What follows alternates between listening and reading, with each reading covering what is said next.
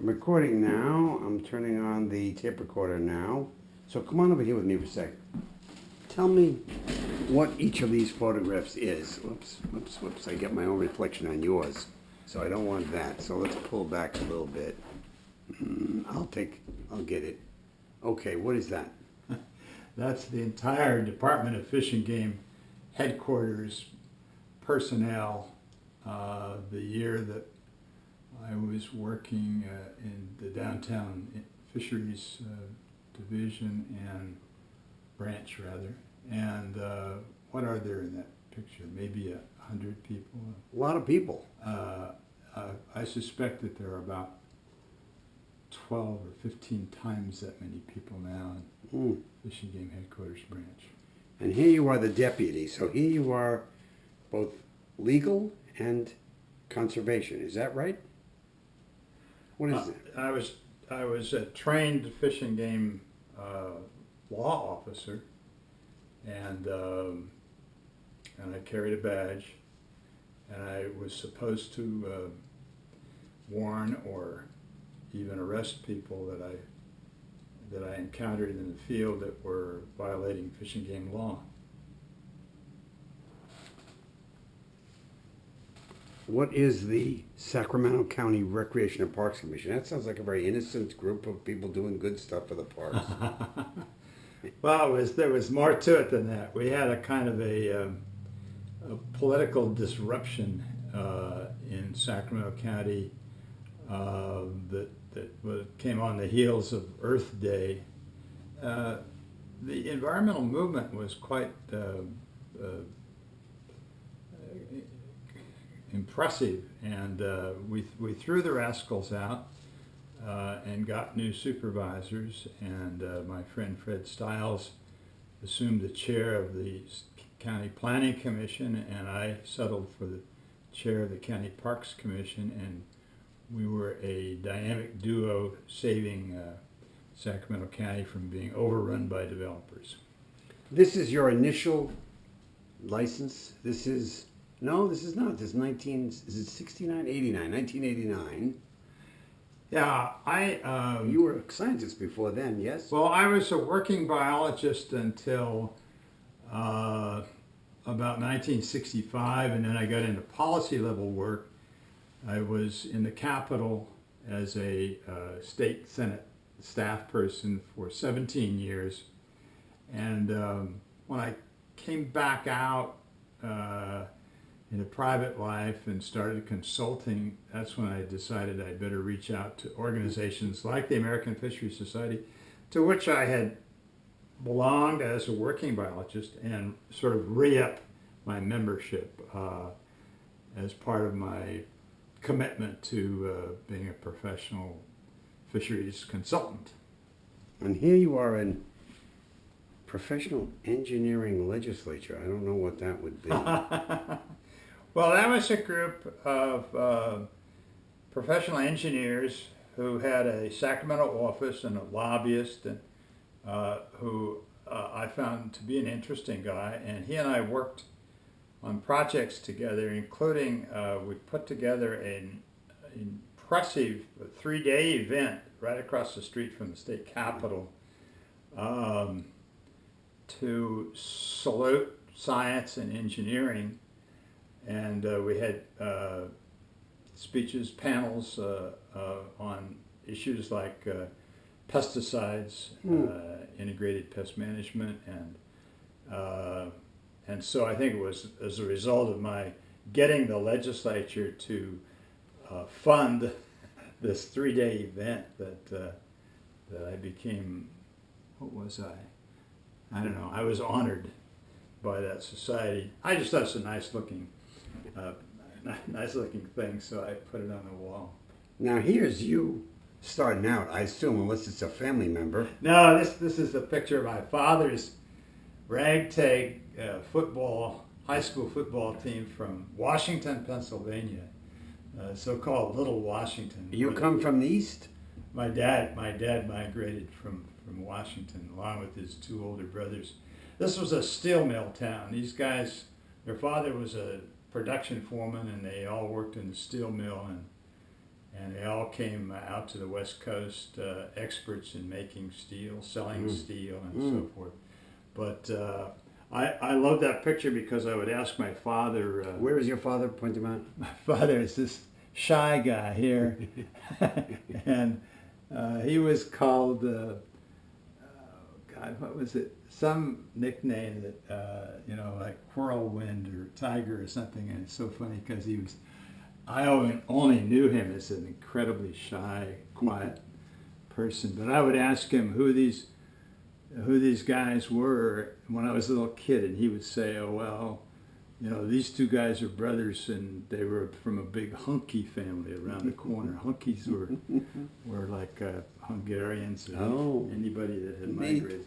Is this your extended family? What is this? This is a picture of my father just a few weeks before his death in 1965, and so the whole family gathered down there for Christmas celebration, and look at where are you? Here I am. I have my glasses on, but these are my brothers flanking me, and here are our wives, all with babies, more kids. This is Rob, who you met earlier today when he was probably about, well, let's see, 65. He was born in 1958, so you can do the arithmetic. This one interests me because 50th anniversary of soil and water conservation in America means, I guess, in 1935, which would be at the tail end of the Depression, somebody started this thing. Is that right? That's right. The story is that people from the Great Plains were meeting with Franklin Delano Roosevelt at a time when so much dust was blowing out of the middle of this country that it actually was darkening the sky in Washington, D.C. And it was FDR who launched the Federal Erosion Control Service, which then became the Soil Conservation Service and is known today as the Natural Resources. I don't know. It's got a new name. That's interesting. But when it was still, it was air that started the whole thing.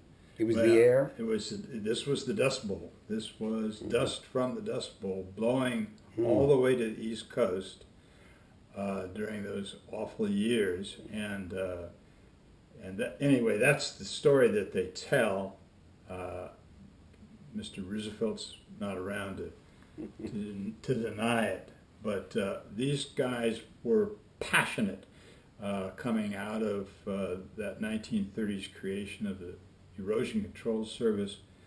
Their job was to go in and organize at the community level programs to conserve the soil and water.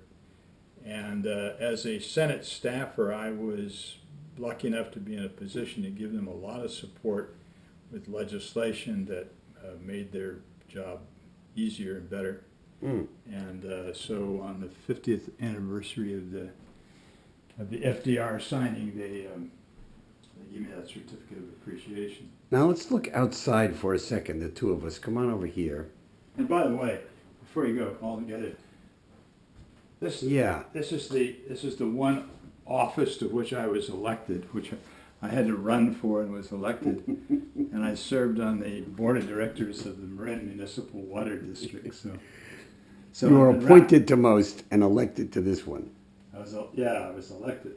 I ran for this at the request of my friend Jared Huffman, who was at the time the president of the board of directors of the Marin Municipal Water District, and Jared, of course, has gone on to become a member of Congress and a very effective conservationist or environmentalist, depending on. Now let's look out the window here. This is out the window of Bill's house, and we're seeing, it appears to be a river. Is that part of the story or not connected to the story of the salmon? Because that looks like the ocean out there, way out there. Well, what you're looking at immediately in front of the house is the channel leading from San Rafael Creek out into San Francisco Bay. And I guess it has to do with salmon, although obviously this waterway was why the Franciscans built a mission here in San Rafael, and this became a population center. And by the way, if anybody's ever read Jack London's books, Jack London at age 16 worked for the California Fish Commission, and like me, he was a sworn peace officer. And there's a great story about him rounding up what he thought were some shrimp poachers and trying to bring them up this creek to jail. And he was sailing, and the water was the tide was in ebb, and he couldn't get in, so he tied the boat up on an island that's just a couple miles from here, and sat with his gun trained on the miscreants, nodded off, and woke up in the morning, and the boat was gone, and he was stranded on the island. Now, these power lines, they might not be here 50 years from now. I don't know. They're awful ugly. I don't know either. You know, there's a lot of interest in these days in putting service power lines underground or making them more sleek.